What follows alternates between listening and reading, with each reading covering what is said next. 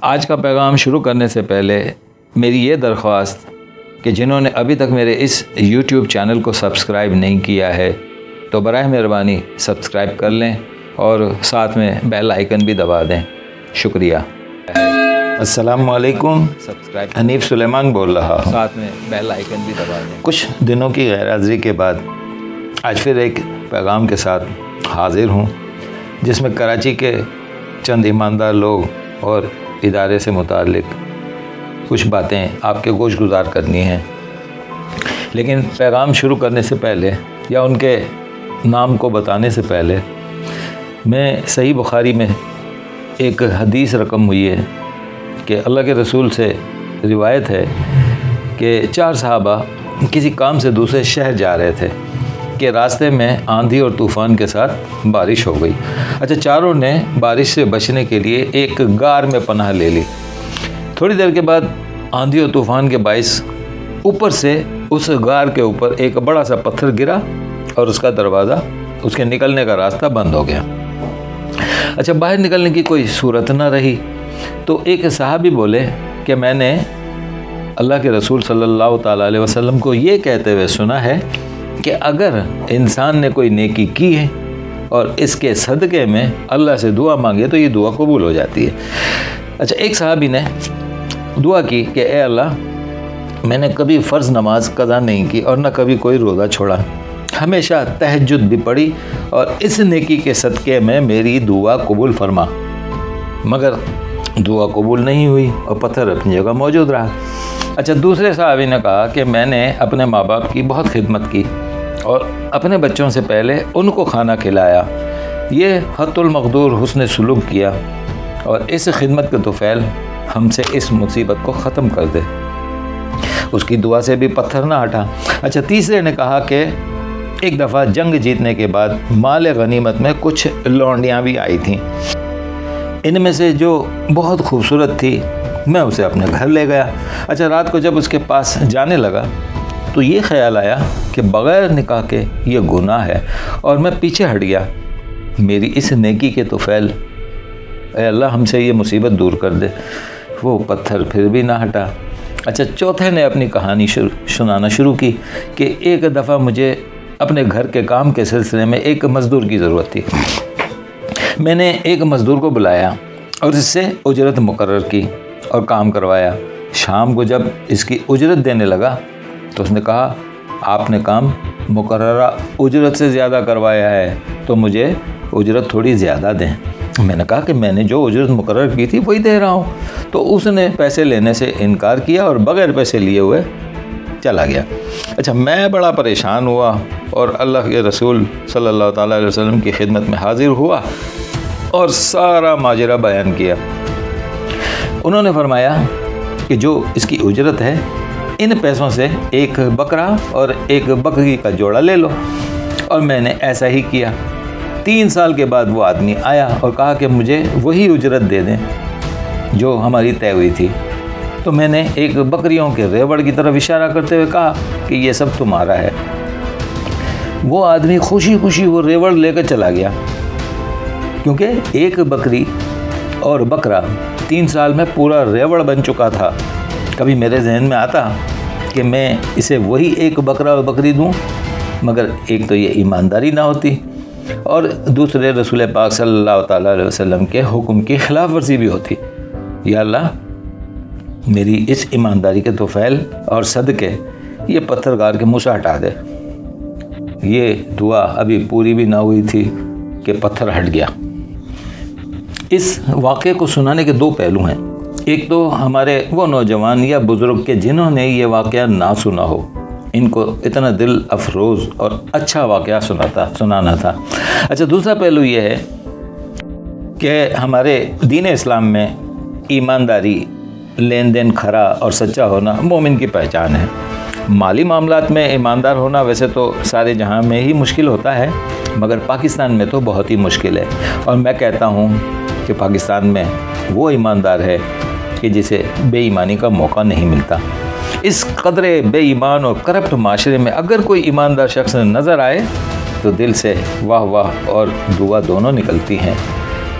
अब मैं उन चंद ईमानदार लोगों का तज़किरा करूँगा कि जिन्होंने कराची के लिए बहुत अच्छे काम किए। उनमें सर-ए-फ़हरिस्त नेमतुल्लाह खान, अपने किरदार और अपने चेहरे से मोतबर लगने वाले नेमतुल्लाह खान ने लूट खसूट और अकरब परवरी के इस माशरे में ईमानदारी और शहर की खिदमत की ऐसी मिसालें कायम की जो रहती दुनिया के लिए मिसाल बन गई। बुढ़ापे में नौजवानों से ज़्यादा काम करने वाला, अनथक मेहनत से शहर कराची को खूबसूरत बनाने वाला वो शख्स कराची में ऐसे काम करने की बुनियाद डाल गया जो इससे पहले कभी किसी ने सोचा भी नहीं था। उन्होंने तामीर कराची के नाम से एक मंसूबा शुरू किया कि जिसमें सड़कों का दोबारा बनाना, पार्क, फ्लाईओवर बनाना सब शामिल था। कम से कम 16 फ्लाईओवर और पुल बनाए गए, 128 किलोमीटर सड़कें दोबारा बनाई गई, पानी को साफ़ करने के 35 प्लांट लगाए गए, गार्डन के लिए सरकारी नर्सरियों से 35,000 से ज़ायद पौधे मुफ्त दिए गए, KMC के मातहत स्कूलों और डिस्पेंसरियों की हालत को उन्होंने बेहतर बनाया। अच्छा, लियारी पर उन्होंने खुसूसी तवज्जो दी, सफाई के खुसूसी इंतजाम किए, कचरा कुंडियों की तादाद बढ़ाई, जगह जगह स्ट्रीट लाइटें लगवाईं, सिंगो लेन, रांगीवाड़ा, गुल मोहम्मद लेन की सड़कों को बेहतर कराया। अलगज़ वतन से मोहब्बत के जज्बे ने उन्हें रात दिन काम में लगाए रखा। अब मैं कराची में 1956 में पैदा होने वाले शख्स की बात कर रहा हूँ कि जिसने इंसानी मदद, इंसानी हमदर्दी की रिकॉर्ड मिसालें कायम की। पाकिस्तान में ऐसा कम ही होता है कि लोग बग़ैर माली मनफ़ात के या बग़ैर सियासी मफादात के किसी की मदद करें। जी हाँ, मैं बात कर रहा हूँ अंसार बरनी की। पाकिस्तान का पहला शख्स कि जिन्होंने पाकिस्तानियों को बताया कि बुनियादी हुकूक होते क्या हैं। और जब बरनी ने अपनी तकरीरों से लोगों को बताने की कोशिश की तो ज़िया-उल हक की मिलिट्री गवर्नमेंट को बहुत बुरा लगा और इनको कई बार जेल की हवा खानी पड़ी। अच्छा, जब बरनी जेल में बंद थे तो इन्हें पता चला कि पाकिस्तान में जेलों की हालत बहुत ख़राब है। मासूम, बेगुनाह, ना करदा गुनाहों की सज़ा में मुद्दतों से लोग जेलों में सड़ रहे हैं। तो उन्होंने 1980 में एक तंजीम बनाई कि जिसका नाम प्रिजनर एड सोसाइटी, ताकि इन बेगुनाह लोगों की मदद की जा सके। और इस सोसाइटी की मकबूलियत को देखते हुए 1981 में अंसार बरनी ट्रस्ट बनाई जो अब दुनिया भर में पाकिस्तान की पहचान बन चुकी है। अंसार बरनी ट्रस्ट ने अब तक पाकिस्तान में इंसानी हुकूक के हवाले से ये काम किए हैं जो मैं आपको बता रहा हूँ कि तकरीबन 7 लाख लोगों को पाकिस्तान की मुख्तलिफ जेलों से रिहाई दिलवाई गई। गैर कानूनी तौर पर बैरून मुल्क जाकर कैद होने वाले तकरीबन 14,000 कैदियों को रिहाई दिलवाई। ऊँट की रेस में हिस्सा लेने के लिए जो गैर कानूनी तौर पर अरब ममालिक जाकर कैद हो जाने वाले 450 बच्चों को रिहाई दिलवाई। इनमें से अक्सर अरब ममालिक में गुलामाना ज़िंदगी गुजार रहे थे। 60 पाकिस्तानियों को सूडान से रिहाई दिलवाई जो नौकरी के लालच देकर पाकिस्तान से ले जाए गए और वहाँ उन्हें गुलाम की हैसियत से बेच दिया गया। ये काम तो अपनी जगह बहुत अहमियत रखते हैं, मगर इसके अलावा इस ट्रस्ट ने कुछ काम ऐसे भी किए हैं कि जिन्हें सुनकर आप हैरान हो जाएंगे कि हमारे मुल्क में क्या हो रहा है। 1985 अंसार बरनी ट्रस्ट ने एक शख्स जिसका नाम मुजफ्फर अली शाह, इस शख्स को रिहाई दिलवाई जो गुज़श्ता 37 साल से पाकिस्तान की जेल में बंद था और सड़ रहा था और इस पर कोई चार्ज भी नहीं था। गलती बस सिर्फ इतनी थी कि वो अपने घर होने वाली चोरी की रिपोर्ट दर्ज कराने के लिए थाने गया और रिपोर्ट लिखवा कर 37 साल के बाद वापस आया।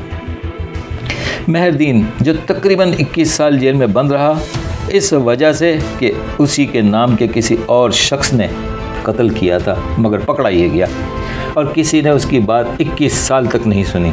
1992 में एक गुलाम फातिमा नामी औरत को इस तंजीम ने आज़ादी दिलाई जो गुज़श्ता 45 साल से कराची की जेल में बंद थी और इसका कसूर ये था कि वह अपने शौहर को कत्ल करने वाले कातिल की चश्मदीद गवाह थी। 1948 में पेशावर जेल में एक बच्चा पैदा हुआ।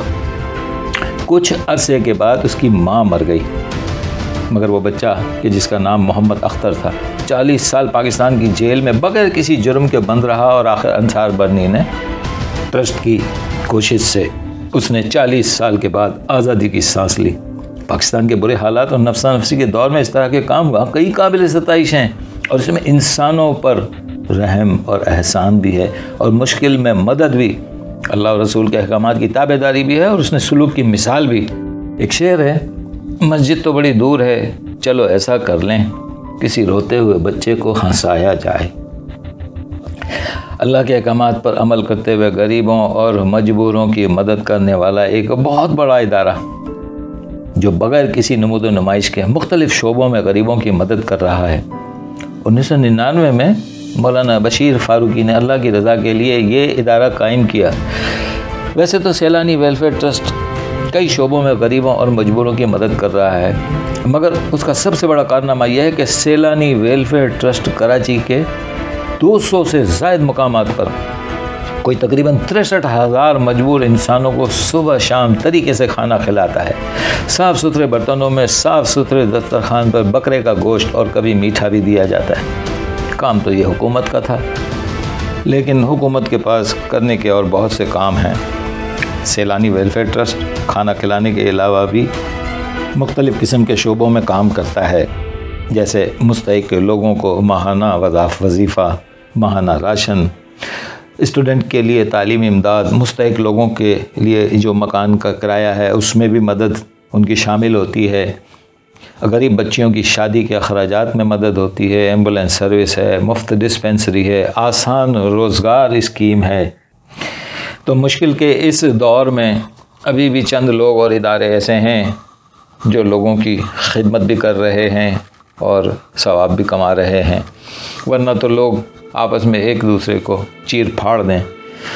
आज के पैगाम का इख्तिताम करता हूँ। अगर कोई कमेंट हो तो वो ज़रूर दीजिएगा और इस पैगाम को सुनने के बाद अपनी ज़िंदगियों में तब्दीली लाएं और अपने आप को ऊंचा मकाम दें। अस्सलामु अलैकुम व रहमतुल्लाहि व बरकातुहू।